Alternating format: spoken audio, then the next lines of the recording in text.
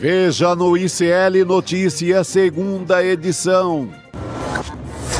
Carla Zambelli por um fio. Carla Zambelli armada aqui, galera. Carla Zambelli armada aqui, ó. STF julga deputada por porte ilegal de arma e constrangimento por perseguição armada em São Paulo. Ai, para, filho da puta! Chega! Esquenta para a prisão de Bolsonaro? Na véspera de análise de denúncia sobre golpe, PF prende e STF julga participantes dos atos de 8 de janeiro. Um bilionário dentro do Pentágono. New York Times diz que Elon Musk pode ter acesso a plano ultra secreto sobre guerra com a China. O ICL Notícias, segunda edição, está no ar.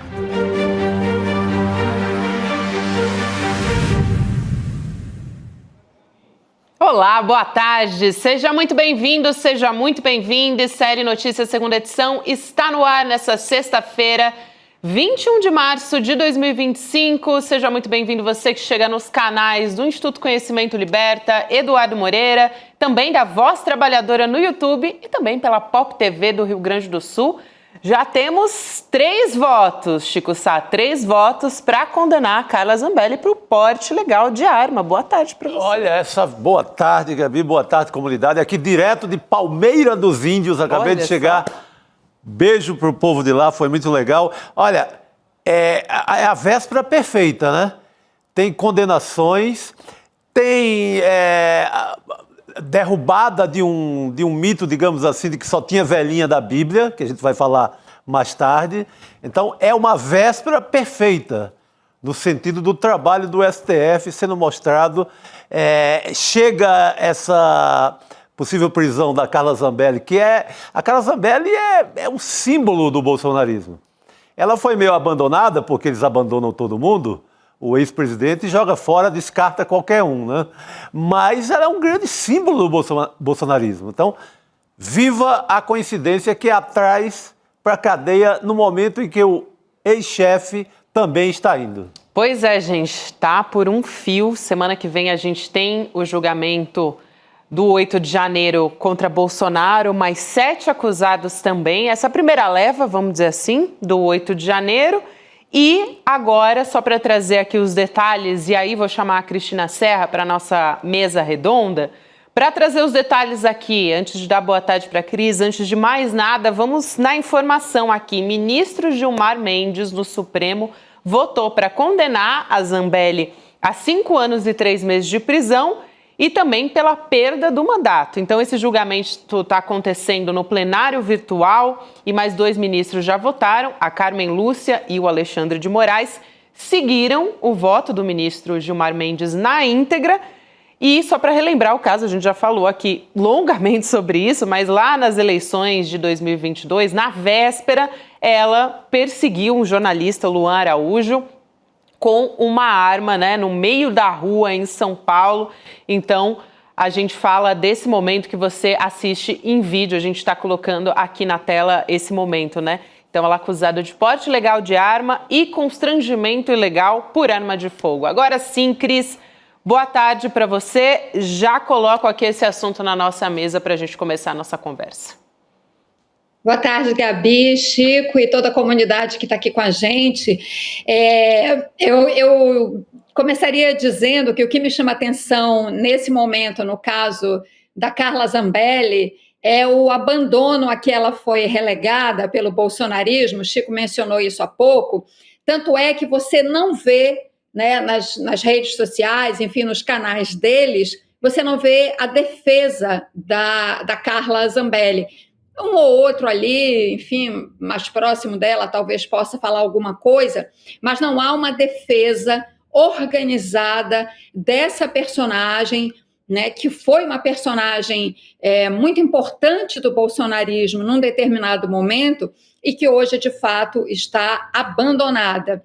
Essas cenas que a gente está vendo aí, né, lembram o ambiente de extrema tensão que foi a eleição de 2022, né? Essa cena tem uma violência por si só, porque ela está armada, ameaçando um homem indefeso, desarmado, né? Tem uma carga simbólica de muita violência, né? Por ser uma mulher branca, de extrema-direita, armada, ameaçando um homem negro. Então, nós temos aí, como você já falou, 3 votos, né? A favor da condenação, e a gente não pode esperar nada diferente, de fato, do que uma punição exemplar, né, desse caso que carrega, né, que tem toda essa carga, né, de violência, e que expressa muito bem o que é o bolsonarismo, porque, como eu disse, embora ela esteja abandonada hoje, né, mas a cena, naquele momento, né, naquela circunstância, expressava muito bem o que era o bolsonarismo, o que ainda é. Exato, Cris. E ela é condenada inicialmente pelo próprio Bolsonaro, que atribui a essa cena de rua, essa cena escandalosa, atribui a derrota dele. Sim. Então, imagina, Cris, caiu assim no inferno do bolsonarismo. Por isso que agora não aparece uma só viva alma para defendê-la.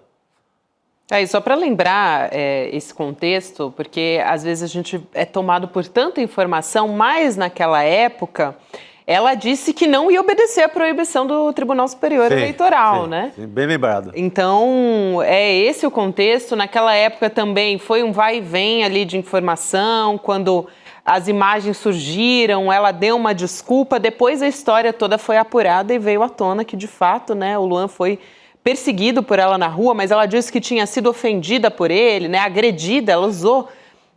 E aí tinham vídeos, você lembra disso? Tinham vídeos que provaram, enfim, que ela foi atrás dele, perseguiu o jornalista com uma arma em punho, né? E talvez ela imaginasse, Cris, numa loucura da cabeça, que só pode ser dela, que isso tivesse, inclusive, efeito eleitoral. Porque no bolsonarismo há muito essa crença de que qualquer atitude muito violenta, seja da polícia do Tarcísio, seja de qualquer polícia, qualquer ato, principalmente contra os negros e os periféricos, eles avaliam isso, que isso dá, inclusive, votos. Talvez ela, numa loucura, num delírio, achasse que ia ajudar o candidato Bolsonaro. Sim, e ajudar a ela mesma, a candidatura dela também. Isso. Faz sentido isso que você está falando. Agora, o que a gente tem visto, né, Gabi e Chico, é que esses atos extremistas, né, da direita, eles falam àquela base muito radicalizada. Mas tem uma franja aí que fica, às vezes, em torno do espectro, uma franja de direita, mas que não é de extrema direita, que rejeita esse tipo de violência, né, extremada. Daí aquela avaliação de que isso, de fato, pode ter contribuído, né? O tiro saiu pela culatra e pode ter tirado, né? Mais tirou voto do que trouxe votos para a candidatura Bolsonaro naquele momento. Lembrando também mais sobre contexto, apareceram vídeos, né, ali, e a Zambelli tentava dizer que tinha sido empurrada, a princípio, né, pelo Luan. E aí depois mostram as imagens, né, foram aparecendo, porque eu lembro que tinha uma só e depois foram aparecendo outros ângulos também, né, de gente que presenciou a cena, e ela vai atrás dele com uma arma e manda ele deitar no chão, né, dentro do restaurante. Então, são cenas aqui, o nosso chat até comentou, uma pessoa aqui, até perdi o nome, me desculpem, mas alguém aqui comentou, gente, é muito violento, né, rever essas cenas, e de fato... mas parece que agora né, a impressão é que ficou mais violento ainda, né? Talvez estivéssemos todos ali tomados pelo clima eleitoral e vimos violência naquela ocasião, mas agora a cena é mais chocante ainda. Porque nós estamos distanciados, né? Há uma distância de mais de 2 anos desse clima de absoluta violência em que o país estava engolfado, que começou com o assassinato do militante petista lá em Foz do Iguaçu, no Paraná. Não é que começou, mas aquele foi um marco importante da violência naquela campanha eleitoral, o assassinato lá do rapaz em Foz do Iguaçu. e que vem, esse ambiente de violência e de estímulo à violência cresce até as vésperas da eleição com essa cena da Carla Zambelli. Totalmente. Eu lembrei, enquanto você falava, Cris, eu lembrei também de uma outra cena de violência, um pouco antes, quando o ônibus do Lula é atacado por tiros no Rio Grande do Sul, no Rio Grande do Sul, né? Assim, então você tem um roteiro de violência máxima que começa lá no comecinho da campanha, no início da campanha, e vai até essa arma sacada pela Carla Zambelli. Exatamente. É isso mesmo. E como a gente tomou essa distância e a gente vive 2 anos que a gente está vivendo num clima de normalidade, com problemas aqui e ali, mas a gente vive numa situação de normalidade e não tem mais esse estímulo à violência o tempo todo, partindo da maior autoridade da República, você vê que faz uma diferença enorme para o ambiente social, a tal ponto que a gente, ao rever essas cenas, a gente fica tão chocado e pensa, como é que a gente sobreviveu a isso, né? Como é que a gente sobreviveu a isso, né? E a gente está Exatamente. falando aqui do caso de uma parlamentar empunhando uma arma, indo para cima de uma pessoa às vésperas das eleições, mas a gente teve diversos casos de violência política na época, né? A gente teve o homem que foi morto numa festa de aniversário porque tinha ali motivos, né, do partido político, do PT. Era uma festa temática, Lula. né, do PT. Teve o Moa do Catendê também na Bahia. Exatamente, Cris. Foi esse que eu falei de Foz do Iguaçu. Exato. Você está lembrando, né, do rapaz que foi morto lá. E o outro capoeirista dia, inclusive, também, né? Do Moa do Catendê também na Bahia. É o Moa da Bahia, da capoeira. Pra gente lembrar aqui, né? Mas foram o Moa vários. O Moa foi mais atrás. O Moa foi logo após a eleição do Bolsonaro em 2018. Isso. Sim. Essa lembrança agora que a gente está falando é de 2022, porque foi aquela eleição que o bolsonarismo encarou a eleição, né? Vamos matar ou morrer, né? Mas, na verdade, a gente viveu 4 anos de terror, né? Que começa com a eleição do Bolsonaro e ainda bem que terminou com a eleição do Lula em 2022. E ainda assim, aí muita gente comentando aqui, né, a respeito dessas vítimas, ainda assim a gente tem um contexto, né, muito violento, então a gente precisa dar a resposta a isso e acho que a gente está começando, né, semana que vem, falando em golpistas, não sei se vocês ainda querem comentar sobre o caso da Carla Zambelli, mas eu queria trazer também alguns casos relacionados ao 8 de janeiro, porque vem tudo no mesmo bojo, O pacote, né, é o mesmo, bolsonarismo, no fim das contas, Cris e Chico, mas a gente tem o caso da prisão pela Polícia Federal do empresário Marcelo Fernandes Lima, que furtou, todo mundo vai se lembrar dessa história, porque a princípio não sabia, né, se era a própria Constituição ali de 88, era uma réplica da Constituição, que ele empunhou, né, em vídeos, a gente está vendo agora nas nossas imagens, né, aqui na tela, durante os atos ali do 8 de janeiro, né, os atos golpistas, e ele foi condenado pelo Supremo Tribunal Federal em fevereiro a 17 anos de prisão, era considerado foragido. Ele foi preso agora, na quinta-feira, na cidade de São Lourenço, em Minas Gerais. Então, mais um que ficou famoso, vamos dizer assim, nessas imagens, né? E que agora foi preso. Quantos, né, foragidos depois? Quantos? E o que eu mais acho louco hoje, rever essas cenas, é como eles tinham consciência plena e total de que tinham tomado o poder. Uhum. Até na simbologia que é usada, eles pegam a Constituição, fazem essa cena, eles sentam na cadeira do presidente da Câmara, depois da invasão no Congresso, eles arrastam a cadeira do Xandão, do próprio Alexandre de Moraes, e sentam também. É uma tomada assim que fazia tão parte do plano golpista que eles têm plena consciência que naquele momento, adeus Lula. Sim. Acha que tomaram, que o golpe deu, não é pouco certo, é muito certo. Enquanto o Bolsonaro estava esperando para voltar, esperando na Flórida. Mas assim, eles têm. As cenas são de total consciência, não é? E aliás, cenas que você não vê velhinhas lendo salmos, Aí, A gente até vai falar sobre isso daqui a pouco. Daqui a pouco, né? exato. Eu não vi nenhuma senhora idosa recitando o salmo. Aliás, os salmos são muito bonitos. Poderiam ter feito isso, mas não fizeram. Né? Olha, deixa eu dar um testemunho pessoal rapidamente sobre a Constituição. Esse cidadão aí que foi preso, né, em boa hora, achava que estava com a Constituição original. A Constituição original não está no STF, ela está na Câmara dos Deputados, né?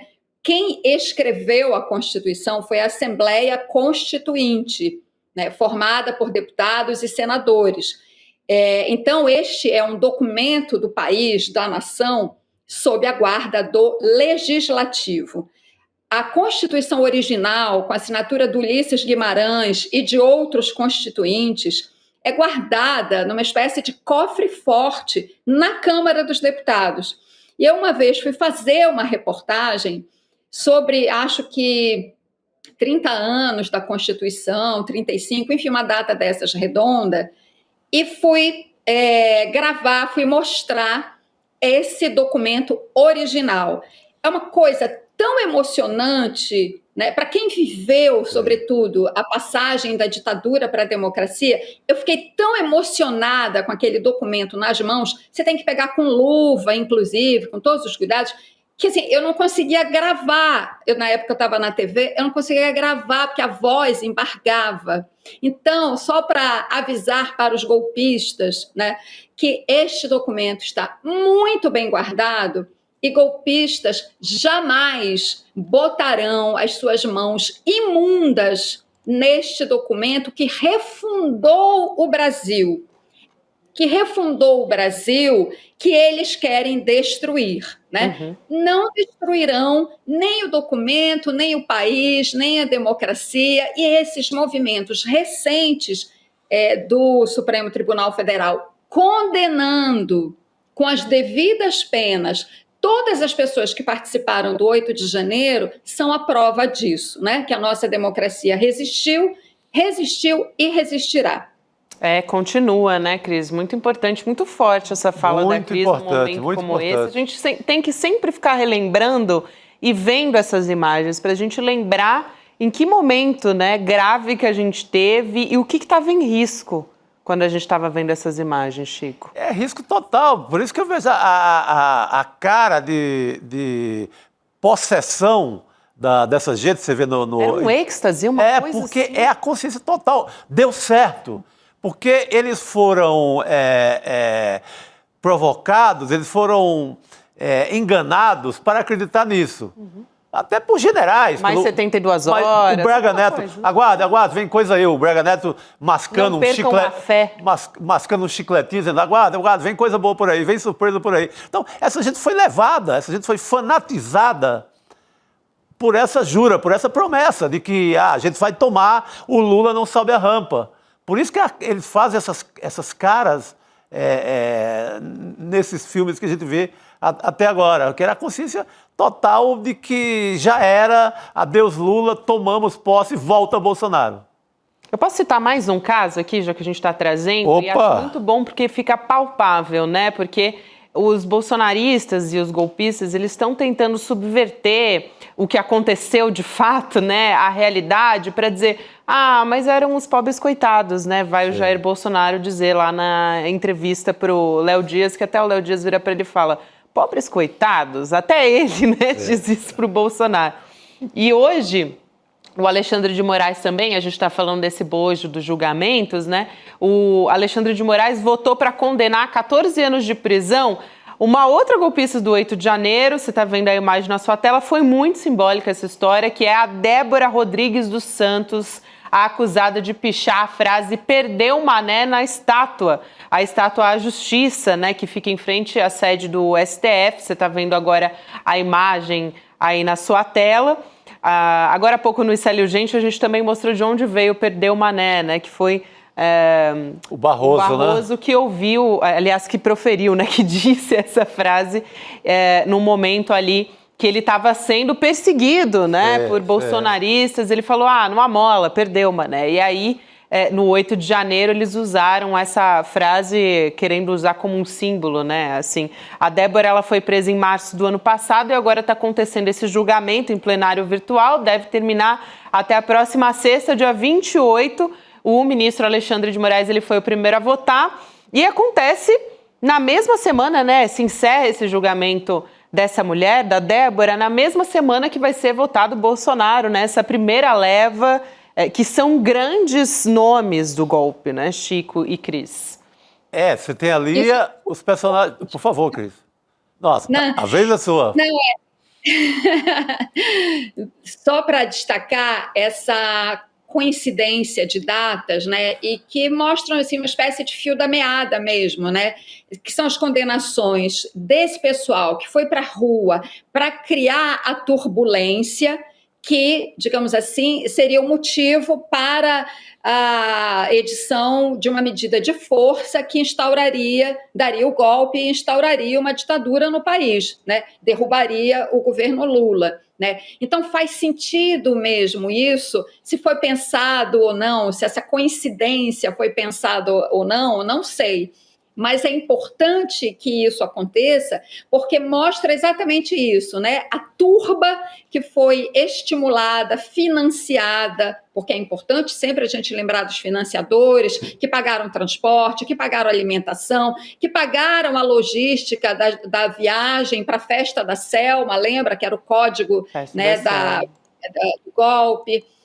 Que financiaram a infraestrutura dos acampamentos nos quartéis, na frente dos quartéis. Então, aí a turba vai, né, a partir de toda essa mobilização, vai, digamos assim, fazer o serviço sujo, né, para abrir caminho para uma virada de mesa institucional. E aí a gente chega, então, no dia 25, semana que vem, com o julgamento que vai decidir se o Bolsonaro e outros militares, enfim, a cúpula do golpe, né, se eles se tornam réus, para daí o processo começar e a gente ter lá na frente, né, como se espera, as condenações dessas pessoas. Então, é importante ter essa linha do tempo, inclusive para desmontar, desfazer esse discurso que a gente vê o tempo todo dos bolsonaristas, de que eram coitadinhos esses que estavam lá na Praça dos Três Poderes, que não tinha golpe, que ninguém falou com ninguém, que ninguém conspirou com ninguém, né? Então, isso é importante, sim, né? O pronunciamento célere da justiça para mostrar que sim, aquilo era um golpe e desmontar essa narrativa que eles o tempo todo impulsionam nas redes deles, né, de que eram uns coitadinhos, um velhinho aqui, essa pobre coitada aí, essa moça que pichou. Aliás, ela já devia ser presa. Só fazer um rápido parênteses aqui, a escultura que ela pichou, que se chama A Justiça, é do Alfredo Seschiati, que é um escultor belíssimo, né, da história das artes plásticas aqui no Brasil. Só dela ter pichado essa estátua já é motivo para ela ser presa, ainda mais no contexto do golpismo. Ô Cris, olha que importante isso que você fala. Chico, eu disse que eu ia trazer alguns dados novos sobre esses que estão sendo condenados e julgados ali pelo 8 de janeiro, e eles estão usando essa estratégia, né, Cris, que você fala de vitimização. Na manifestação em Copacabana, no domingo, usaram ali bandeiras, ainda estou aqui, tentando né, mudar ali o significado desse filme, né, enfim, que traz pra gente os horrores do período da ditadura militar. A gente tem dados a respeito disso, porque estão se falando, eram pessoas inocentes, senhoras, senhores, né, de família, muitos idosos. A gente tem um levantamento de um jornalista, o Fernando Molica, mostrando um quadro bem diferente desse que estão tentando fazer colar, né? A gente tem 200 casos de condenados a penas mais duras. E desses 200, gente, só 37, então 18%, né? Tem mais de 60 anos de idade, ou seja, que poderiam ser considerados idosos, vamos dizer assim, né? Que é algo que eles tentam muito fazer colar, né? Eram senhores, eram senhoras ali com Bíblia e tudo mais. Então, nesse momento, a gente vê aqui um dado concreto dessa realidade dos casos que já foram julgados, né, de condenação. Gabi, essa era a principal linha narrativa, como eles falam, do bolsonarismo. Fazer o país acreditar que se tratavam de velhinhas desprotegidas que estavam lá inocentemente na frente daqueles quartéis e, por acaso, foram dar um passeio ali no Congresso, no STF e no Palácio do Planalto. Tentaram de todas as maneiras colar isso.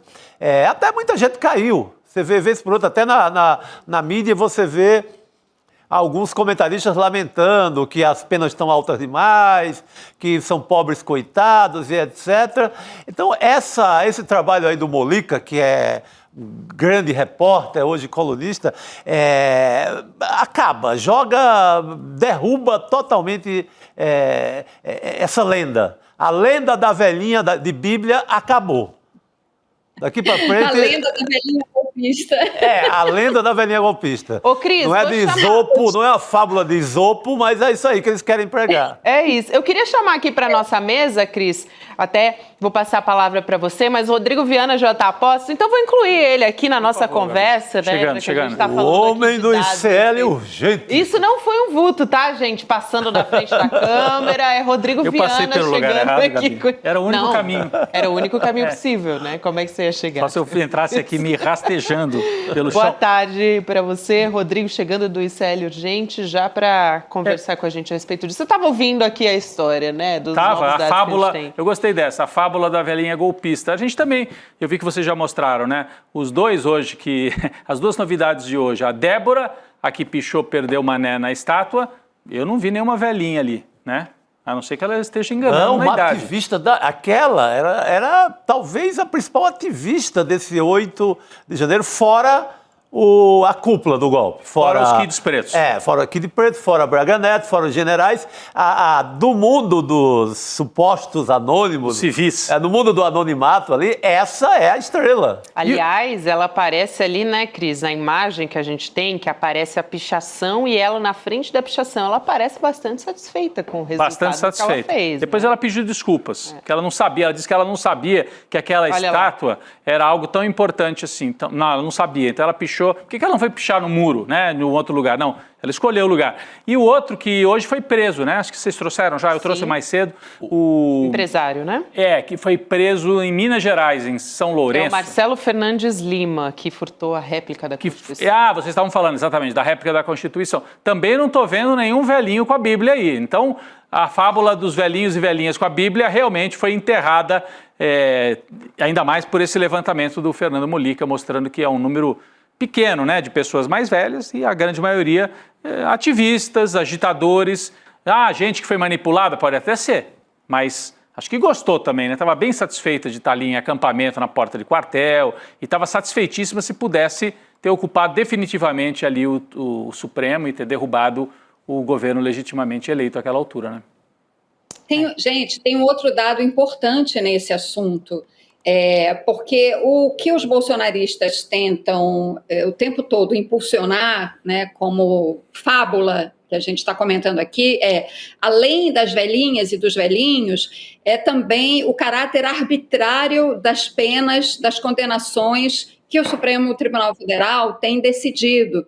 É preciso trazer também aqui outros dados. O Supremo Tribunal Federal fez 542 acordos de não persecução penal com pessoas que participaram do 8 de janeiro, mas que tiveram uma participação menor, secundária, não estão envolvidos nessas cenas de depredação mais violentas que nós temos assistido, né, que a gente assiste, e que as investigações revelaram, a partir, inclusive, de câmeras dentro dos prédios públicos. Então, tem 542 pessoas que fizeram acordos de não persecução penal. O que isso significa? Elas conseguiram se livrar do processo, tá? Então, não tem arbitrariedade do Supremo. Outra coisa importante, essas condenações, como toda e qualquer condenação no Brasil, a pessoa condenada vai se beneficiar do regime de progressão de pena.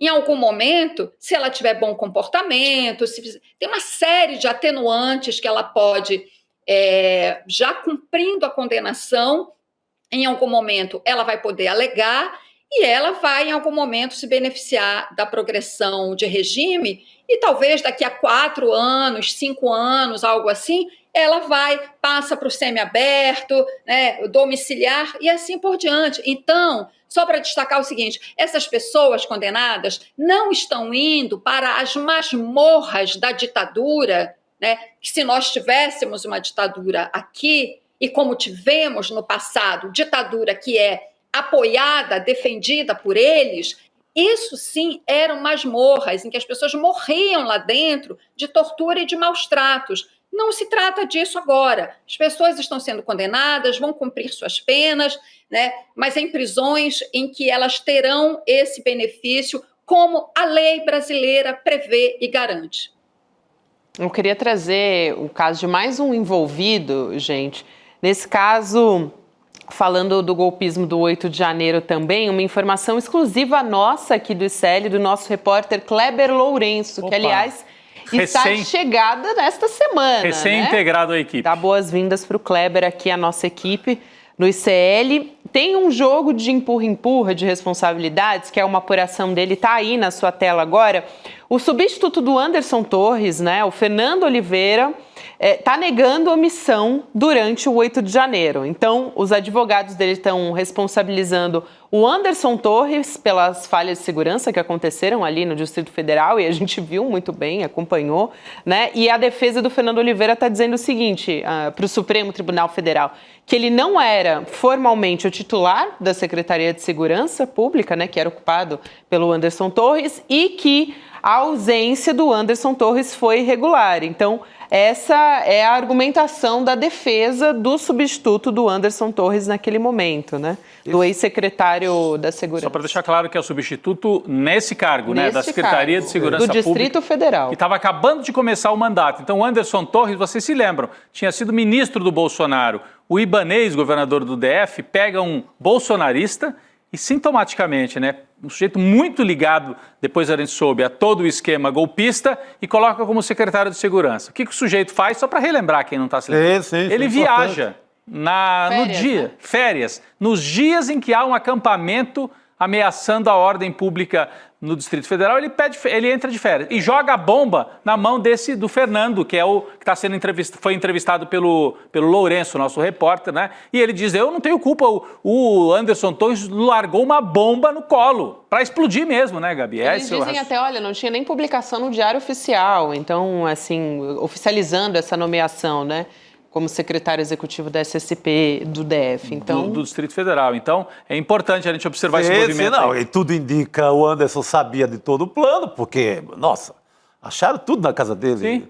Minuta e o escambau. Ele era do primeiro time do Bolsonaro. Então, ele sabia de tudo, vaza e deixa a confusão, deixa Brasília pegar fogo e vaza exatamente para isso. Para isso, exatamente.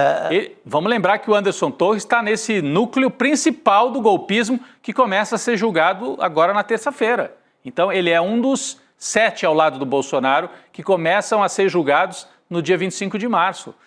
E ele fez esse movimento muito estranho, né? De sai do ministério, vai para a secretaria e pede férias, sabendo que tudo podia explodir. E não tinha, né, Cris, o efetivo policial necessário ali na esplanada dos ministérios quando tudo aconteceu. Muito pelo contrário, na verdade, né? Houve até demora do contingente policial também, enfim. Uma parte protegeu os golpistas e fez uma espécie de, como é que se diz assim, quando você vai... Escolta. Uma parte dos policiais fez escolta. A outra parte, que eu acho que estava desavisada, correu risco. Porque um grupo muito pequeno, sem preparo e sem comando, os que não estavam querendo participar do golpismo... Alguns foram atacados. Tentaram conter a turba. E aí sofreram, apanharam e tiveram risco de se machucar. Como nos Estados Unidos houve caso de policial que foi morto no Capitólio. Aqui no Brasil, felizmente, não se chegou a tanto, não teve nenhum ferimento assim mais grave. Mas então uma parte dos policiais estava no esquema, né? Alguns comandantes e tal, e uma parte não. E aí correu o risco pelo que estava acontecendo na Praça dos Três Poderes. Deixa eu dar um pitaco aqui nesse negócio, nesse assunto, porque é o seguinte, esse é o argumento da defesa desse Fernando Oliveira, certo? Tudo bem, é do jogo. O advogado de defesa tem que lançar mão de tudo que ele pode, todos os recursos e argumentos que ele pode usar para defender o seu cliente. Agora, é o seguinte, ele está dizendo que não havia sido formalmente nomeado, então que por isso ele não pode ser responsabilizado. Só tem um detalhe, ele estava lá trabalhando na secretaria, até porque o Anderson Torres viajou e ele estava trabalhando. Se ele não queria assumir nenhuma responsabilidade por não ter sido formalmente nomeado, ele poderia ter dito, olha, só venho trabalhar se a minha nomeação for oficial, sair publicada no Diário Oficial. Enfim, isso não aconteceu, mas ele estava lá, tanto é que ele trocou mensagens com o governador Ibanez e com o Anderson Torres, que estava nos Estados Unidos. Tem, inclusive, uma mensagem dele dizendo, olha, até agora é tudo calmo, tudo pacífico e tudo mais. Ou seja, ele estava exercendo a função, embora burocraticamente não tivesse sido nomeado. Então, ele pega agora, né, ele se prende agora a esse detalhe da burocracia para dizer, não posso ser acusado, porque oficialmente eu não estava no cargo. Desculpa, isso não cola. Isso não cola. Ele estava na função. Um exemplo aqui para a gente comparar as coisas e ver como é que se atua, como é que a autoridade age de fato diante de um perigo. Quando houve aquela bagunça é pouco, quando houve aquele atentado terrorista em Brasília, na noite do dia 12 de dezembro, dia da diplomação do Lula, portanto, dezembro, o Flávio Dino era o ministro indicado da Justiça, mas também não tinha tomado posse, até porque nem o Lula tinha tomado. E no meio daqueles atos terroristas, o Ibanez Rocha não veio a público para dizer o que estava acontecendo, para dizer as providências que deviam ser tomadas. O Anderson Torres, que era ministro da Justiça, também não veio a público dizer o que acontecia. O Flávio Dino, que era ministro indicado, convocou a imprensa, cobrou responsabilidades, praticamente, ou seja, na prática, assumindo uma posição de autoridade naquele momento para dizer que providências o governo de transição estava pedindo para as autoridades, né, nos seus cargos naquele momento, e para dar alguma espécie de palavra de tranquilidade para a população brasileira de que a situação estava sob controle. Então, você não precisa, como autoridade ou como cidadão, de um papel dizendo, olha, você tem que tomar providência porque você agora está nomeado. Este Fernando Oliveira, na posição em que estava, exercendo na prática o cargo que estava exercendo e sabendo, porque as informações foram trocadas, né, e todo mundo sabia, as autoridades, eu quero dizer, desse clima todo de tensão que o país estava vivendo naquele momento. Ele sabia disso, trocou informações com o governador e com o secretário de segurança Fujão, né, que é um Fujão, estava lá nos Estados Unidos. E agora diz que, olha, não posso ser responsabilizado, né, não sabia, não estava no cargo, não estava exercendo. Desculpa, não cola. Comigo não morreu depois, né? Não era eu ainda porque eu não tinha sido nomeada, é o outro porque estava de férias, quer dizer... Mas já se sabia que precisavam de ações preventivas, já tinha uma mobilização na frente dos acampamentos. Todos sabiam de tudo que ia acontecer. Não acionaram um gabinete de crise, quer dizer... O que ele passa? Ele passa uma mensagem assim também, ali na rede de intrigas, e olha, eu fui traído... Pelo Torres. Pelo Torres. Sim. Mas a responsabilidade é dele. Mas ele quer dizer um pouco que eu fui sacaneado pelo pilantra. É isso. O cara me deixou numa roubada, foi embora porque sabia o que ia acontecer aqui, me deixou na maior roubada do século. Aí o advogado achou essa saída jurídica. Esse truquezinho que sempre tem ali, né? Uma firula que salva a cabeça de um e de outro. Mas não cola, né? Não dá. E que não deixa de ser uma estratégia, até para dar um recado ali, não só uma estratégia de defesa, mas dar um recado muito claro. Muito boa essa sua observação. Depois ele se acerta, vai lá, se acerta com o Torres. Aí, cá entre nós, não é coisa para a justiça. Se ele está se queixando a esse ponto, os dois têm que ter uma bela conversa.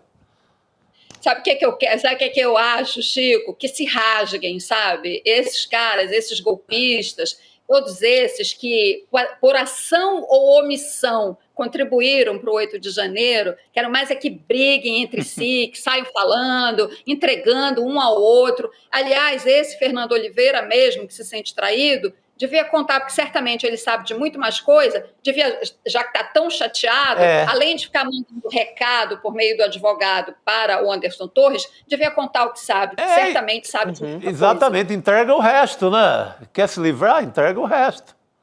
Agora, falando em que se rasguem, eu queria trazer uma outra história aqui, uma outra treta, hein, gente? Uma outra treta aqui. Um racha, gente, que na cúpula evangélica é uma briga que, olha, é interessante aqui de acompanhar, viu? Do pastor Silas Malafaia e o Marcos Pereira, que é representante do Republicanos, né? Ele também é um representante da Igreja Universal. Então, poderoso, esse rapaz é poderoso. Muito. Sim. E o Malafaia, como é que começou essa briga, né? O Malafaia publicou um vídeo nas redes sociais dele para chamar o Marcos Pereira de cretino, olha só, por sugerir que ele era contra a anistia. A anistia tem tudo a ver com o 8 de janeiro que a gente está conversando aqui. Então, o Marcos Pereira foi lá e respondeu dizendo que o Malafaia exala e transpira ódio. Então, briga pública entre representantes das igrejas, dessas duas igrejas, né, que não representam os evangélicos, claro, mas representam uma parte das igrejas, né? No caso do Marcos Pereira, ele é muito próximo, sim, do Edir Macedo, né?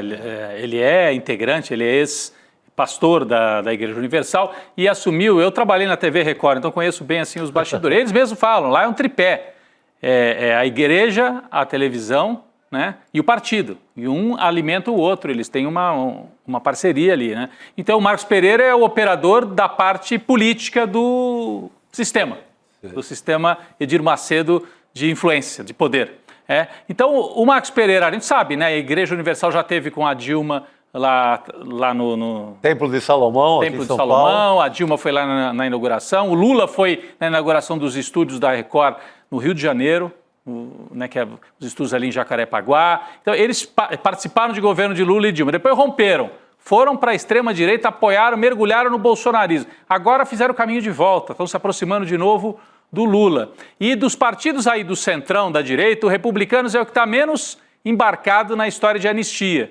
Ele está menos embarcado na anistia e também não topou, no primeiro momento, integrar aquela federação do União Brasil com o PP. Tem essas divergências ali. Então, por isso também a disputa, mas nesse caso, principalmente porque o Marcos Pereira, dirigente do Republicanos, não está embarcando na tese da anistia. E o bolsonarismo precisa do Republicanos e do PSD, do Kassab, dos votos, para aprovar a tal da anistia na Câmara dos Deputados. E o Republicanos, por enquanto, não vamos nessa. E, curiosamente, é o partido do Tarcísio de Freitas, governador. Freitas, bem lembrado, que rolou. Então é um rolo bom, e mostra que o republicano está mantendo um pezinho assim, não querem embarcar nesse ódio, nessa confrontação. Eles são de direita, conservadores, mas estão deixando aberta aí um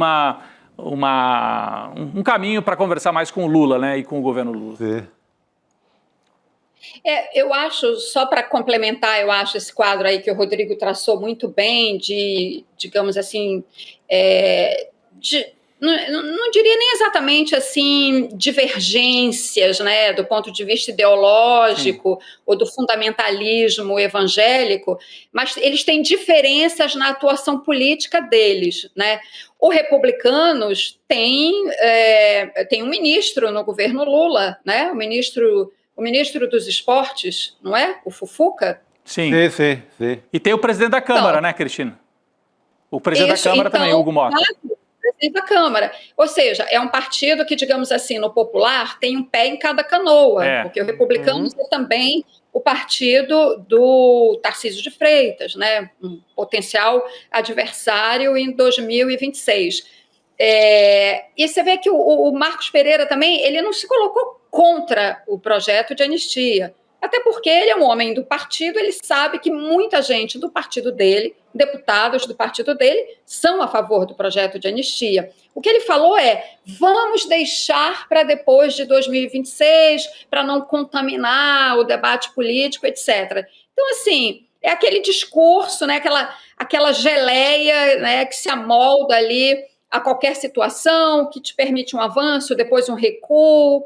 Mas o fato é, nesse campo dominado, né, por esse fundamentalismo cristão na política, há muitas fissuras, né? Não é um bloco monolítico, há fissuras entre eles. Eu quero lembrar que, recentemente, a eleição para o presidente da Frente Parlamentar Evangélica, que sempre foi por aclamação, digamos assim, era sempre um candidato negociado entre todas as correntes. Sim. A última eleição não foi assim. Houve um embate. Aquele deputado federal, Otônio de Paula, que é de uma dessas igrejas também, ele era um bolsonarista ferrenho, né?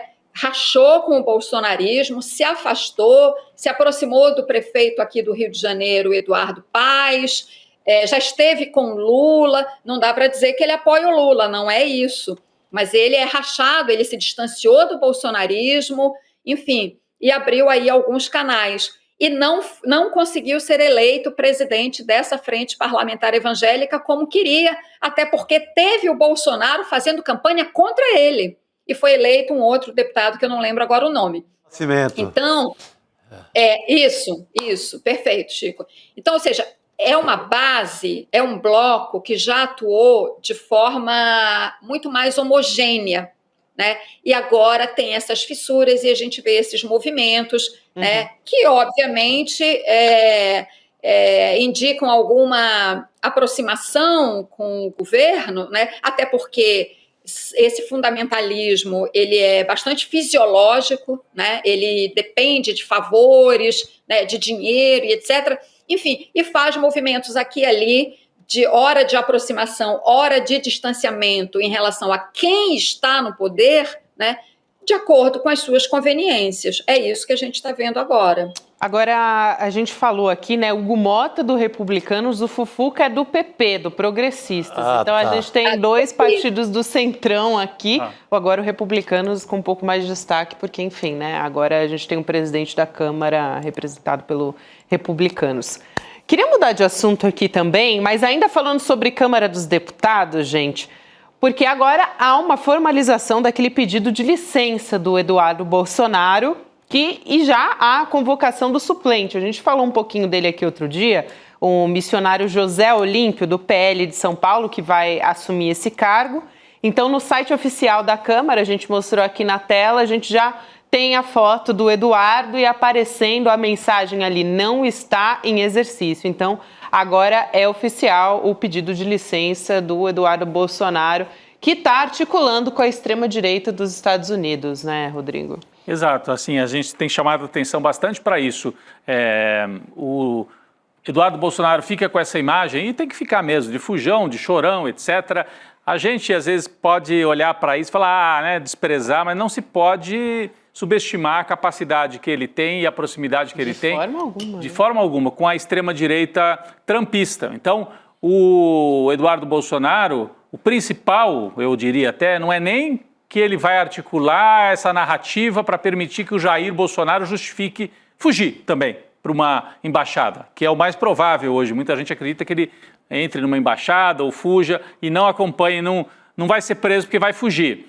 Isso é um lado da atuação do Eduardo Bolsonaro, agora já, né, licenciado oficialmente lá da Câmara. Mas o principal, Chico, Gabi, Cristina, todas que nos acompanham e todos, é que ele vai articular mesmo, é um ataque ao Brasil, já está avançando isso, já estava articulando antes, agora ele fica completamente livre, não tem mais o constrangimento que tinha ainda, porque o Guilherme Amado fez aquela matéria mostrando que ele estava lá, pago pelo dinheiro do povo de São Paulo, do povo brasileiro e com voto paulista, para ficar articulando golpe, agora ele está livre para isso. para atacar o Supremo. Isso é o mais grave. Então, articular sanções do governo Trump contra o ministro do Supremo e se articular com as Big Techs, Gabi. Eu acho que isso é o mais grave, sabia? Já houve até mobilização dos republicanos, né, de parte dos parlamentares republicanos também da extrema-direita dos Estados Unidos, mandando uma carta para a Casa Branca para sancionar o ministro Alexandre de Moraes, que tem sido muito atacado. Quer dizer, o Eduardo Bolsonaro abre essa frente não só atacando o ministro Alexandre de Moraes, mas é a figura, no caso, que se estende ao Supremo Tribunal Federal. Então, essa é a estratégia, né? E a gente vai entender melhor o que ele está pretendendo com isso, atacando o ministro Alexandre de Moraes. Na semana que vem a gente tem o julgamento do Jair Bolsonaro, do pai dele, por conta do golpe do 8 de janeiro. A gente tem também uma tentativa de aproximação com o Donald Trump, o Elon Musk, né? As Big Techs, Rodrigo.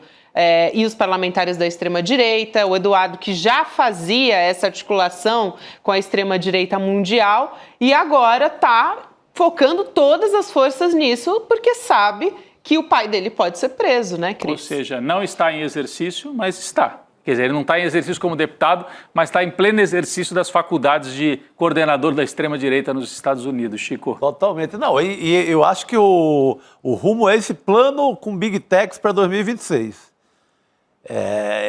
Isso a gente não deve desconsiderar em nenhum momento isso. Esses caras são loucos e tal, mas a parte de lá também a parte trumpista. Ganhou. Eles são semelhantes, são iguais. Então, são perigosos, de verdade.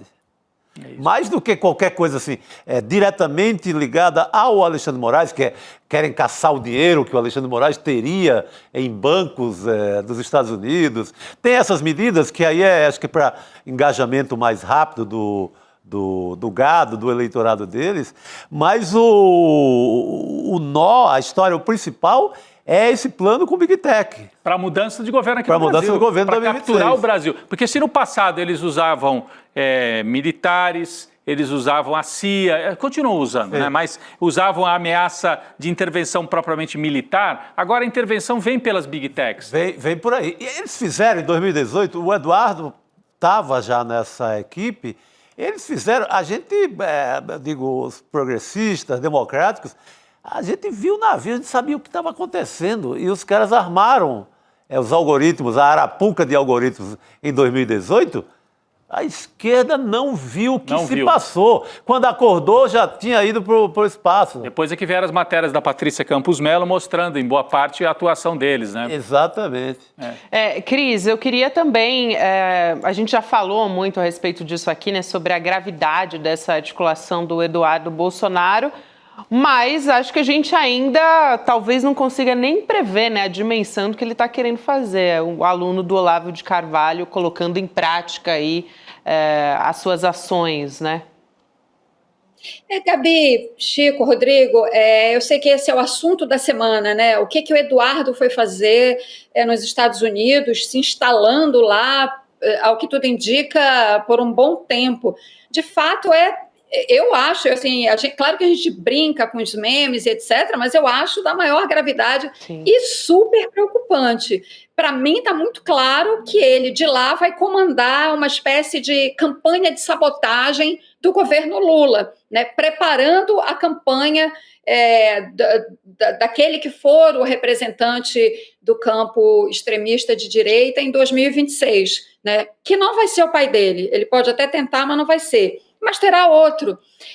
Então, assim, não é que ele foi preparar a fuga do Bolsonaro, pode ser que sim, a campanha extremista em 2026, pode ser que sim. Só que antes de 2026, tem 2025 inteiro e tem o ano de 2026. Então, concordo aí, acho que concordando e alinhando o meu pensamento aí com o que vocês já comentaram, é uma campanha, sim, né, alimentada dentro desse universo digital das Big Techs, né, mas uma campanha de sabotagem do atual governo e se aproveitando, inclusive, de um ambiente que, neste momento, uma circunstância, digamos assim, que é favorável diante da queda de popularidade do presidente Lula, conforme várias pesquisas de opinião tem apresentado. Então, se há um momento propício para tentar enfraquecer o governo por meio de campanhas de sabotagem, que é o que essa gente sabe fazer,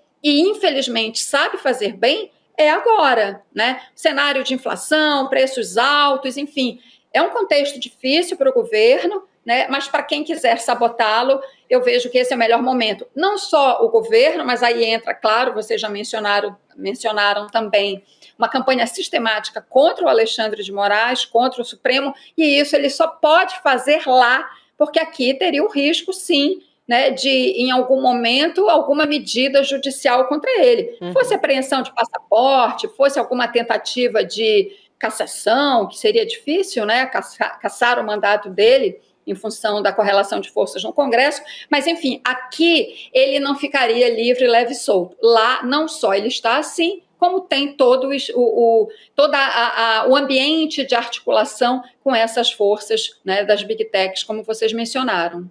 É isso. Cris, obrigada por hoje, querida. Bom final de semana. A gente se vê na semana que vem. Gabi, eu não posso me despedir sem fazer uma pergunta para o Chico Sá. Opa! Eu fiquei com isso na cabeça desde que ele chegou aqui e disse: acabei de chegar de Palmeira dos Índios. Chico, a tua viagem à Palmeira dos Índios com certeza tem a ver com o velho Graça, nosso Graciliano Ramos, que para mim é o maior escritor em língua portuguesa. Tem a ver? Concordo inteiramente e sim, tem a ver. Eu fui É o encontro de devotos do Graciliano Ramos, que acontece em Palmeira dos Índios, onde ele foi prefeito. Chama Gracilianistas, que é um encontro que vai ter todo ano agora. E fomos lá rezar para o São Graciliano Ramos. Que legal. Fui convidado por conta do meu comum com você também, acho que ele é o maior. Que lindo, Chico. E eu já vou te dizer, eu quero ser gracilianista. Ano que vem eu tô nesse... Alô, Cosme Rogério, leve a Cris no próximo ano. Que legal. Sensacional. Eu amei que a Cris colocou em prática o meme, né? Fofoca contada pela metade quase mata a fofoqueira. Muito bom. Já foi perguntando. É isso aí, Cris. Valeu, querido. Valeu. Sensacional. Aliás, gente, eu queria voltar aqui para o 8 de janeiro para chamar atenção para a nossa cobertura especial na semana que vem, hein, Rodrigo? Opa! A gente vai estar todo mobilizado, todo mundo aqui no ICL, a gente vai ter o julgamento do Jair Bolsonaro e dos demais acusados pelo 8 de janeiro, da trama golpista do 8 de janeiro. Então, dia 25, a partir do dia 25, né, porque pode se estender, então, e deve se estender. Então, terça-feira, dia 25... nos nossos canais do ICL, a gente vai transmitir as sessões da primeira turma do Supremo Tribunal Federal e a gente vai entrar com live a qualquer momento, a qualquer hora do dia, saindo resultado, saindo novidade. A gente vai ter repórter em loco já tem um quarteto de repórteres lá no STF. Olha, que meu Deus do céu. Heloísa Vilela, Juliana Dalpiva, Guga Noblar e Carolina Brígido. Meu Deus do céu. Isso, isso? Quarteto mágico. Você imagina, enquanto um está na transmissão ao vivo, o outro está lá dentro apurando, aí traz a informação. Porque nem todos podem entrar ao mesmo tempo. Tem uma regra lá do Supremo que acho que só um repórter de cada órgão de imprensa pode estar dentro do julgamento. Até porque não caberia todo mundo. Então, mas essa turma aqui, não precisa estar na sala do julgamento. Dos corredores sai muita informação também. Então vamos estar com os 4 lá, transmissão ao vivo, desde o N1, né, desde o Desperta N1, e aí a terça-feira é quando começa, mas o julgamento deve acabar, essa fase, na quarta-feira, e a gente pode entrar ao vivo também, se tiver uma decisão, né, se 3-0, aí o Bolsonaro virou réu, aí a gente entra ao vivo também a qualquer momento. É isso, então todo mundo ligado com a gente a partir do dia 25, porque a gente vai estender essa cobertura. Aliás, já na segunda-feira os nossos repórteres já vão estarão lá. Já vão estar apurando. Essa semana até Carolina Brígido já trouxe informação, né? Porque ela está sempre ali no Supremo e trazendo informações de bastidor pra gente. Então, semana que vem a gente continua. Promete, hein? E é história, ICL colado na história contemporânea. Isso aí. Vamos trazer um respiro das nossas notícias, gente? Rapidinho aqui, pra gente também ter um momento aqui para oxigenar um pouco o cérebro, né? Porque é tanta... Meu Deus! É tanta notícia que a gente precisa dar uma respirada. A gente está para começar uma jornada do esporte aqui no ICL, né? Rodrigo, Chico, trazendo grandes nomes. que estão na história há muitos anos. Então, a gente tem, por exemplo, grandes atletas como o Mark Allen, que vai estar com a gente. Para quem não conhece, o Mark Allen, ele é americano, ele é considerado o melhor triatleta de todos os tempos, ele que ganhou 6 vezes a competição mundial do Ironman, que é um esporte ali de resiliência. Você já viu o que é isso? Você já viu o que é isso? Já. Quanto tem que nadar, e quanto tem que correr, quanto tem que ir de bicicleta? É uma loucura. Meu Deus do céu. Dá preguiça só de pensar. Eu amo esporte, mas eu não consigo também. imaginar. Eu amo assim, uma caminhada de Não, o cara é um super-homem.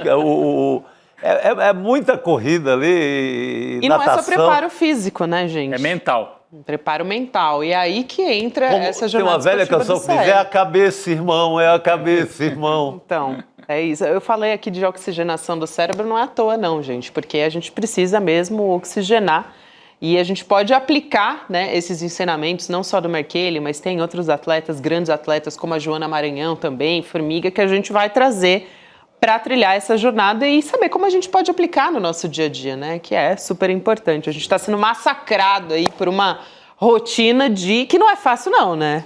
Como você diz, é o diário do apocalipse todos os dias. Diário do né, fim do mundo. Sabe? O diário do fim do mundo, é isso. Contado por São João Batista. Ele já tinha avisado, né? Um tempinho atrás. Aí. Ele avisou. Vai ser na semana que vem, então estou aqui para relembrar todo mundo de fazer a inscrição dessa primeira aula que vai inaugurar a nossa jornada em isln2.com.br, dia 30 de março, 8 horas da noite, é um domingo.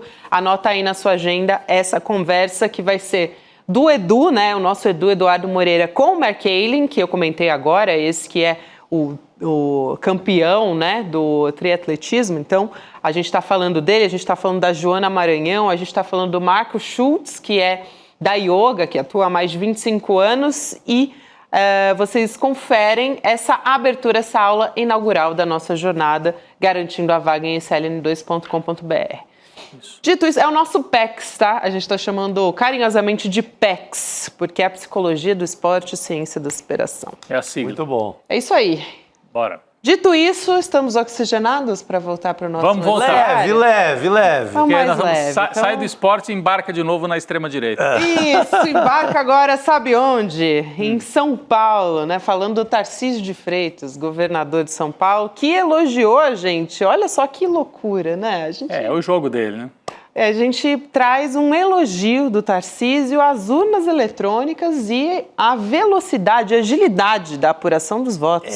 Um movimento mínimo, separando um pouquinho da loucura bolsonarista, mas não separando, mas a sinalização que eu sou democrático é uma sinalização mínima, né? Para o Supremo muito, eu acho. É mínimo, para o Supremo.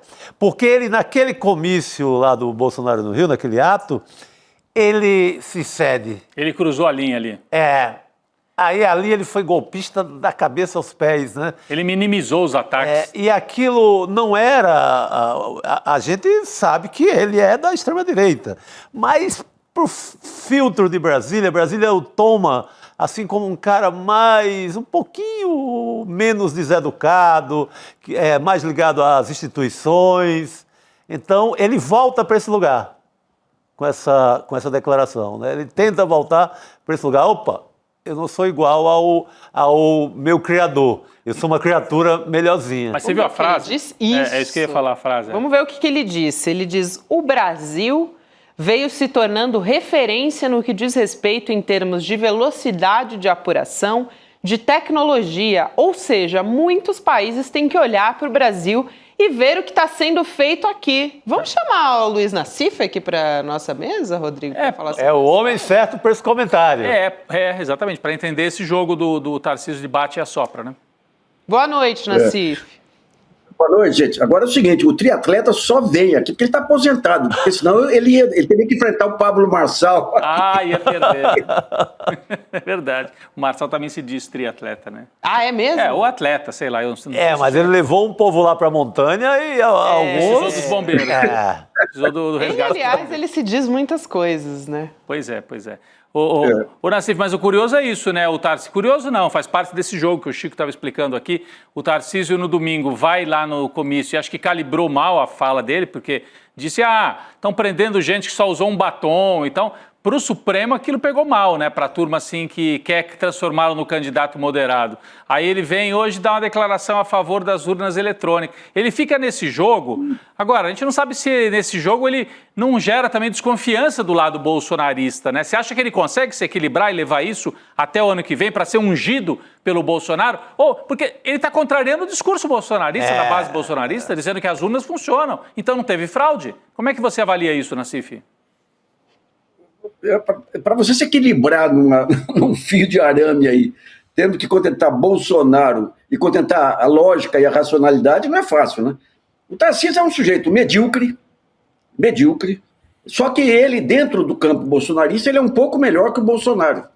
Então ele passa essa ideia de administrador que ele nunca foi. Você pega a administração dele no Ministério dos Transportes, você fala, não, o que ele fazia era inaugurar ponte. Aí você pega os dados aí da Confederação Nacional do Transporte, o pior período para as estradas federais. Então ele faz esse jogo todo aí de parecer moderado aí, e perto do Bolsonaro, qualquer um que tem o tico, não precisa ter o tico e o teco, não, tendo o tico já passa por melhor, né? Mas ele é terrível. O Tarcísio verdadeiro é o cara que mata a gente aí a torto e a direita aí, e não está nem aí, né? Mas acontece que o bolsonarismo está indo por água abaixo. Muita gente fala, não, o Eduardo Bolsonaro foi para os Estados Unidos para preparar a candidatura. Foi nada. Ele foi administrar os negócios que o pai deixou lá naquele período que se mandou do Brasil, né? Então eles estão sem gente. E o Pablo Marçal e esses influenciadores, eles têm um problema que eles fogem da estrutura, da hierarquia do neopentecostalismo, aí, dos Malafaia da vida.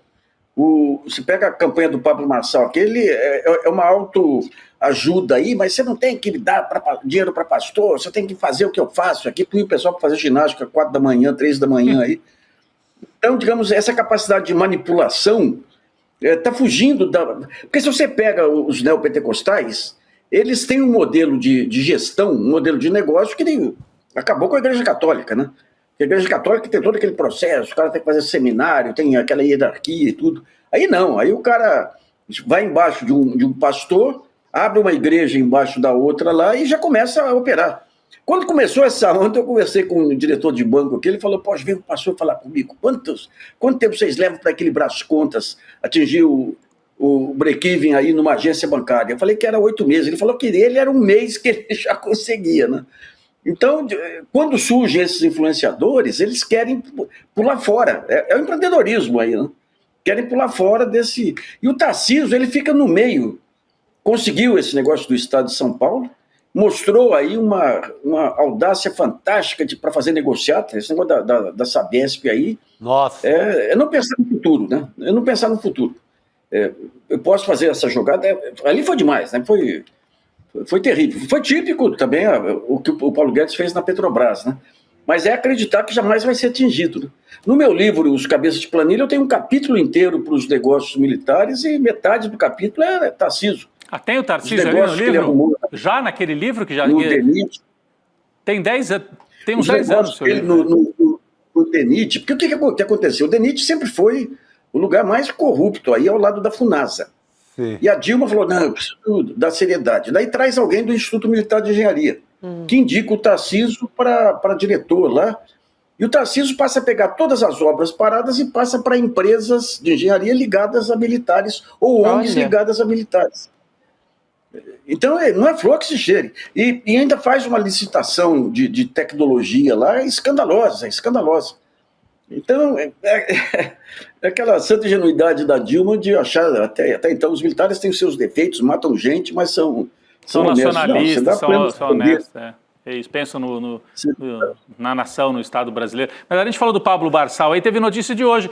Falando do Tarcísio. Essa leitura que o Nassif estava trazendo, não sei se acho que ele nem sabia, não foi combinado, mas... Não foi, coincidência mesmo. Total. É que o Pablo Marçal deu uma entrevista para a CNN, Nassif, Rodrigo e Chico, falando o seguinte: o Tarcísio é um candidato perigoso para desaquecer a paixão bolsonarista. Ele tá Lembrando que eles são rivais ali, né? Olha, Manchete, Tarcísio é um nome conservador que agrada à esquerda. Também teve essa, né? Na mesma entrevista. Tenta plantar uma intriga boa, né? É uma intriga, mas o que ele está querendo dizer é que o Tarcísio não é aquele cara que aquece, que bota a turma na rua, porque ele solta uma dessa. Não, eles vêm com a tese de que as urnas eletrônicas são um roubo da eleição. O Tarcísio vem e fala, não, isso aí também não, aí as urnas funcionam bem. Então ele desaquece o bolsonarismo, então desagrada o bolsonarismo. O que o Marcelo está querendo dizer é cuidado com o Tarcísio. Vocês vão dar mole para esse cara aí, ele vai comer o bolsonarismo por dentro. É isso, Chico? Mas ele está comendo mesmo. Tá, né? Tá. Quando você pega as investigações do Pablo Marçal, fica no plano eleitoral, você tem que esse cara funchar os negócios dele. Ele tem todo o perfil de negócio ligado ao crime organizado. O perfil, não estou dizendo que ele está ligado ao crime organizado, mas o perfil é o mesmo. Várias empresas aí que ele abriu 5, 6 empresas para tomar conta de investimentos imobiliários, que é uma área de atuação desse mercado. Esse negócio de venda de produtos que você não sabe qual é o faturamento, então é setor típico aí para lavagem de dinheiro. Depois, quando o alterofilista lá, que o Cariani, que tinha ligações... Cariani, o nome dele, né? Que era o sujeito que tinha ligações com o crime organizado. Renato ele Cariani. Sai de cena, o Marçal chama ele para ser parceiro e sócio aí em projetos. O Marçal, quando teve a primeira investigação, quando ele foi candidato a presidente, era isso, era aquele monte de empresas lá, todas no mesmo escritório e todas em áreas afim. Daí ele quis, por exemplo, montar um banco. Vou montar um banco, porque eu fui na agência, me trataram mal. Não era banco, era uma sociedade civil aí de crédito que ele fazia intermediação para o banco, ou seguradora, fazia intermediação para a seguradora. Então, digamos, todos esses negócios aí, imobiliário, essas vendas de produtos que você não tem condição de avaliar qual é o volume de vendas, a tentativa dele de ir para Angola, que é uma porta de entrada para a cocaína brasileira na África e na Europa, né? Tudo isso são movimentos similares aos do crime organizado. Eu não estou dizendo que ele é do crime organizado. Eu estou dizendo que ele tem paio, tem feijão preto, tem rabo de porco, mas não estou dizendo ainda que é feijoada. É a Polícia Federal que tem que dizer. Isso, né? Não, mas alguns nomes, foram citados alguns nomes de organizações criminosas, coincidentemente participando da campanha do Pablo Marçal. A gente acompanhou isso durante a eleição. É mais aí um joelho de porco, uma orelha para essa feijoada do Nassif. Ô, Chico, mas você não acha curioso o Marçal aparecer para dar essa estocada no Tarcísio, no momento em que está todo mundo olhando, o Bolsonaro vai afundar e o Tarcísio é o nome. Aí vem o Marçal e fala, cuidado com ele. Então, tem um jogo aí na extrema-direita ainda em aberto, né? Tem um jogo que é a disputa do tesouro, que é o voto bolsonarista, né? Esse voto o Bolsonaro não é precioso, mas esse voto dele é. É precioso para essa gente, Eu acho e tudo isso ganhando intensidade na véspera do julgamento dele aí, né? Isso. E o filho assistindo lá de... Onde mesmo que ele foi aí? A cidade que ele foi lá nos Estados Unidos ali, com empresa montada e tudo ali. Esse é um outro ponto que o Supremo vai ter que entrar a qualquer momento, porque esse pessoal, o faturamento deles qual é? É em redes sociais brasileiras. A gente então não o faturamento disso, né? sai daqui e vai para lá. E vai para lá. E você pega todos esses influenciadores que estão se virando por lá, é em cima de faturamento aqui. Isso. E sobre a atuação da rede no Brasil, o Supremo e o Alexandre Moraes têm condições de segurar, né? Então, agora um ponto interessante é que se por acaso ele é cassado também, porque não vai parar o julgamento dele, e essa, como é que chama a pistoleira lá? Zambelli. No sentido de... sim, mas a Zambelli é cassado aí, com esse negócio de coeficiente eleitoral, você tem um baque grande aí pro PL, viu? Perde acho que uns 2 ou 3 deputados, né? Porque ela teve quase 1 milhão de votos em São Paulo, né? Então, os votos dela deixariam de ajudar a puxar, né, os de baixo para... Acho que são 2 ou 3 que o PL perderia na bancada de São Paulo. É isso. Agora, eu só lembro que teve um desembargador em São Paulo que mandou prender o rapaz. Sim. Pois bem lembrado, Nassif, bem lembrado. o Luan. Entre os absurdos, né, que foram. Hoje a gente mostrou de novo aqui a imagem, né? Vocês mostraram aqui no começo do programa também. Enfim, quando a gente revê aquelas imagens, aquilo foi na véspera da eleição, eles estavam certos que iam ganhar, né? Imagina se eles ganham, né? Negócio Só muito mostra violento. o tamanho do risco. O né? risco que nós corremos. A noite de São Bartolomeu aí, a noite de São Bartolomeu. Imagina esse bando de malucos aí ganhando a presidência, sem ganhar a presidência, ameaçava explodir o aeroporto de Brasília lá. Imagina ganhando a presidência. É terrível isso aí, né? Então, mas vamos ver, esse julgamento vai ser importante. Muita gente querendo que ele saia preso e tudo, já. Eu não sei se é. Tem que ter um ritual aí para não tornar o sujeito Marte também, né? Claro. Agora, cá para nós, né? É um chorão, né? Inacreditável. Ele, o filho, aquele outro filho que disse que vai bagunçar as instituições em Balneário Camboriú. Ele luta contra o sistema de BC, de Balneário Camboriú. Eu queria, Nassif, você falou das plataformas, tem uma coisa que é bastante preocupante também, né? Que é como o Eduardo Bolsonaro está tendo o apoio dele, né, em plataforma, principalmente o X, quando a gente fala da figura ali do Elon Musk, né? Mas tem uma história, né? A Polícia Federal traz hoje essa informação, na verdade a Camila Bonfim da Globo News, né, de que a Polícia Federal afirmou que o X está permitindo que os perfis que deveriam estar bloqueados estão recebendo financiamento. Então, ela teve acesso a esse documento que foi enviado pela Polícia Federal para o Supremo. E entre as contas mencionadas estão, por exemplo, o Alan dos Santos, o blogueiro bolsonarista que está foragido da nossa justiça aqui brasileira, o jornalista também, né, o jornalista da extrema-direita, né, o Rodrigo Constantino. E essas falhas ali, desses bloqueios do X, que eles estão alegando que são falhas, né, mas podem configurar, né, ou até, se a gente já pode dizer que não configura, né, um cumprimento de decisão do ministro Alexandre de Moraes, mas tem consequências muito concretas para a democracia, né, porque essas informações chegam às pessoas, né, Gabi, estão disseminando essas informações. Eu li o relatório, a Polícia Federal fez um relatório, entregou para o Supremo Tribunal Federal, tem 40 e poucas páginas esse relatório, a nossa equipe aqui do iclnoticias.com.br também teve acesso, é um relatório que foi citado pela Camila Bonfim na Globo News, mas a gente aqui também obteve no ICL Notícias um pouquinho depois, né? Mas eu li o relatório e aí a polícia demonstra como o X permitia que o Alan dos Santos, mesmo com as contas bloqueadas, seguisse transmitindo, né, lives, informava o público dele das lives. Não precisa de VPN, não, que é aquela volta que você dá para conseguir acessar a conta por fora do Brasil. Não, sem VPN. E também monetizar. Tem um botãozinho lá que o X manteve operando, que a pessoa apertava o botão e conseguia doar para o perfil do Alexandre, do Alan dos Santos, doar Bitcoin, doar dinheiro. Então o relatório da PF vai e mostra, assim, de maneira cabal. O Alexandre de Moraes vai ter que fazer alguma coisa, porque isso significa conivência do X, mais uma vez, para que eles continuem operando e recolhendo dinheiro. É a maneira deles continuarem recolhendo dinheiro da turma deles, dos bolsonaristas aqui no Brasil. Então é importante mesmo esse relatório que dá materialidade para isso, né? Uhum. Agora, a série de abusos do Elon Musk já está afetando os negócios dele em todo lado, né? Em todo lado. Contratos com a internet dele lá, represália em cima dos carros dele, uma baita torcida da imprensa, da grande imprensa mundial aí, com a queda, com o fato dele estar perdendo espaço aí para os carros chineses. E o que eles estão conseguindo lá nos Estados Unidos é algo inimaginável, né? É um país que se criou em cima de instituições, ou seja, é como se fosse uma máquina cheia de rodelinha rodando aqui para poder funcionar. O cara vem com o martelo lá e sai destruindo tudo.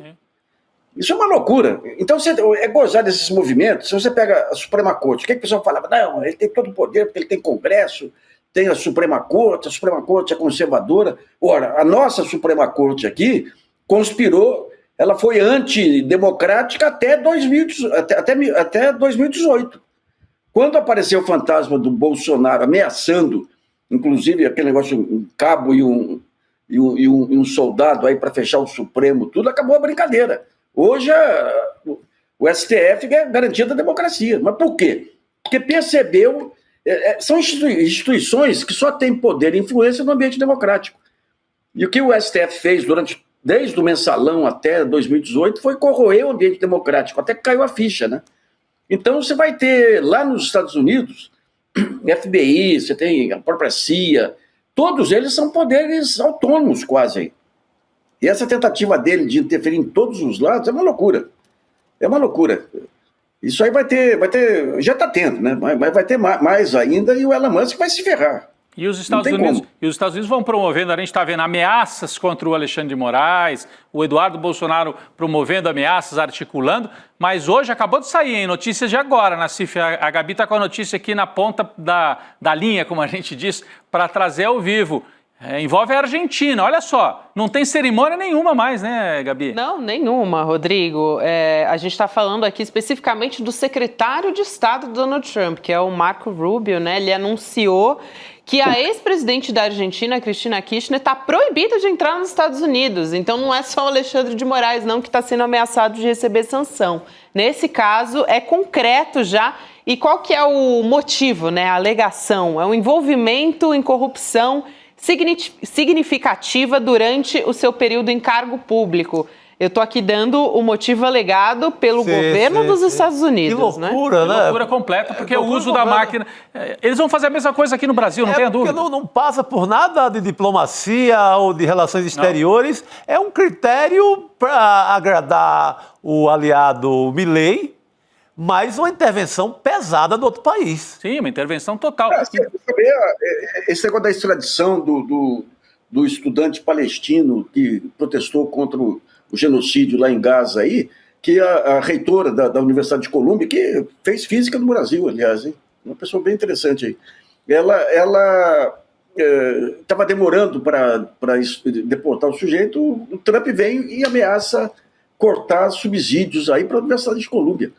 Ou seja, aliás, cá para nós, hein? O que esse pessoal da CONIB, a CONIB aí é o maior antro de antissemitismo aí, porque provoca indignação em todo lado.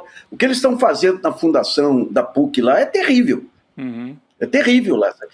Eles pegaram a fundação, não a PUC, mas a fundação que controla a PUC, criaram lá uma parte de compliance para combater toda forma de antissemitismo. Ou seja, você pode ter preconceito contra negro, contra mulher, contra LGBT, fazer qualquer crítica ao genocídio de Israel passa a ser antissemitismo. E é interessante que ontem você teve manifestações gigantescas em Jerusalém lá contra o Netanyahu. Ou seja, vamos precisar importar os rabinos americanos aí e importar os democratas lá de Israel para melhorar um pouco aqui esse grupo que cerca a CONIB aqui. É vergonhoso isso aí. É vergonhoso. Traz uma mancha para a comunidade israelita aqui no Brasil terrível, terrível.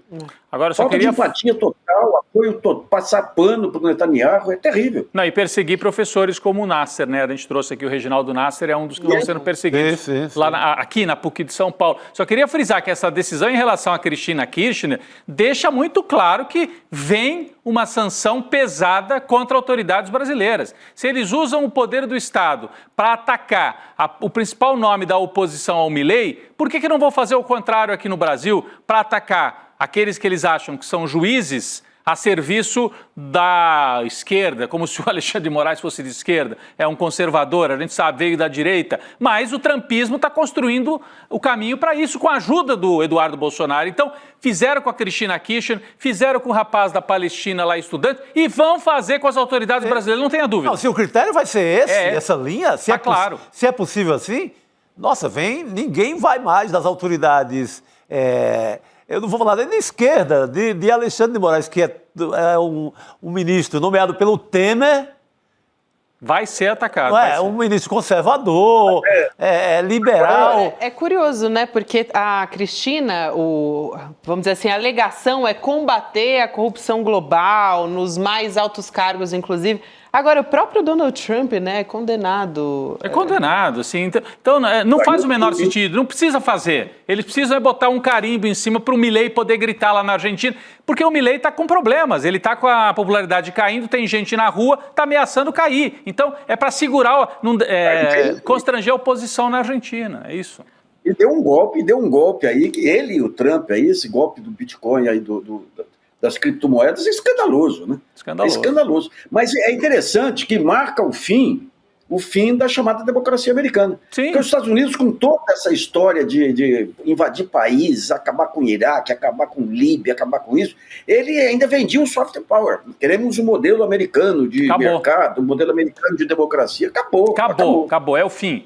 Essa fase terminou. Quem viveu, viveu. Daqui para frente, os Estados Unidos ficou só com o porrete, né? Antigamente eles eram o porrete na mão e o soft power do lado. Ficou só o porrete. Agora o critério do consulado para vistos, esses vistos comuns da população de qualquer país em visita de turismo aos Estados Unidos. Se começam a adotar esse critério, esse é de esquerda, esse é disso, é daquilo... Vai ser. Eles fizeram algo terrível, que foi desmontar o sistema de ciência e tecnologia público. Então você tem a França, as universidades... O Brasil tinha que fazer isso. Se o Brasil pensasse grande, o Ministério da Educação, Ciência e Tecnologia teriam juntado com as universidades federais, identificado aqueles pesquisadores-chave e falado, vem para o Brasil. Quando teve o desmonte da União Soviética, o Goldenberg, que era ministro da Ciência e Tecnologia, ele tentou montar uma política dessa. Eu conversava com o pessoal de universidade e falava, a gente consegue trazer o russo e tal... Basta ter um lugar aprazível, uma boa casa no campus universitário e instrumentos para ele pesquisar. O pesquisador, o acadêmico, o universitário não é o cara de mercado. Ele quer espaço para fazer a sua pesquisa. Então, se o Brasil pensasse grande, já tinha feito um baita programa aí de atração de cientista americano, mas quem diria a maior potência do século, a maior potência do mundo, exportando cientistas por não dar condições de trabalho, É uma loucura, viu? Tá afundando totalmente. Gabi. Nassif, obrigada por hoje. Boa sexta-feira para você, querido. Valeu, Nassif. Valeu.